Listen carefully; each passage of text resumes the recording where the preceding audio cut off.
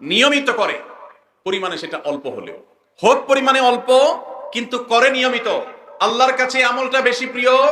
সেই আমলের তুলনায় যে আমল একসাথে অনেক করা হয় কিন্তু পরে আর করার কোনো খবর নেই। কেউ রমজানে কোরআনে কারীম 2 খতম দিয়েছেন, মাশাআল্লাহ, কেউ 3 খতম দিয়েছেন, কিন্তু রমজানের পরে কোরআনে কারীম 3 খতম, 2 খতম, 1 খতম দেয়া তো দূরের কথা, পরবর্তী রমজান পর্যন্ত আর কোরআনটা ছুঁয়ে দেখা হয় না, খুলে পড়া হয় না, তেলাওয়াত করা হয় না, 1 পৃষ্ঠা পড়ার সুযোগ হয় না। তাহলে এই 3 খতম 2 খতমের চাইতে রমজানে কেউ যদি 1 খতম কোরআন দেন অথবা তার চাইতে কমও কোরআন তেলাওয়াত করেন, কিন্তু রমজানের পরে সেই কোরআন দিনে হয়তো 2-5 পারা পড়তে পারেন না, কিন্তু 1 পৃষ্ঠা হইলেও পড়েন, 2 পৃষ্ঠা হইলেও পড়েন, তার দৈনন্দিন রুটিনের মধ্যে কোরআন তেলাওয়াত থাকেই থাকে।